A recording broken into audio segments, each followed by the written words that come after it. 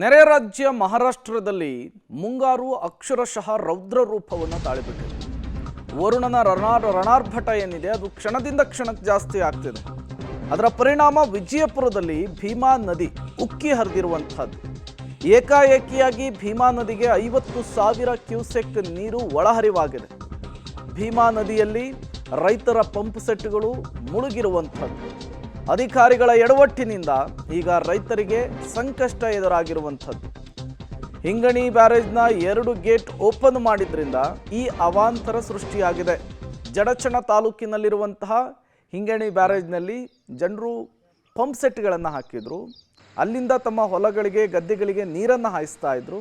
ಏಕಾಏಕಿಯಾಗಿ ನೀರನ್ನು ಬಿಟ್ಟಿದ್ರಿಂದ ಈಗ ಪರಿಸ್ಥಿತಿ ಏನಾಗಿದೆ ಅಂದರೆ ರೈತರ ಪಂಪ್ ಸೆಟ್ಗಳು ಸಂಪೂರ್ಣವಾಗಿ ನೀರಿನಲ್ಲಿ ಮುಳುಗಡೆ ಆದರೆ ಇನ್ನೂ ಕೆಲವು ಪಂಪ್ ಸೆಟ್ಗಳು ಕೊಚ್ಕೊಂಡು ಹೋಗಿದ್ದಾವೆ ಅನ್ನುವಂತಹ ವಿಚಾರ ಗೊತ್ತಾಗ್ತಿದೆ. ಹಾಗಾಗಿ ರೈತರು ಸ್ಥಳೀಯರು ಈಗ ಅಧಿಕಾರಿಗಳ ವಿರುದ್ಧ ಆಕ್ರೋಶವನ್ನು ಹೊರಹಾಕ್ತಿದ್ದಾರೆ.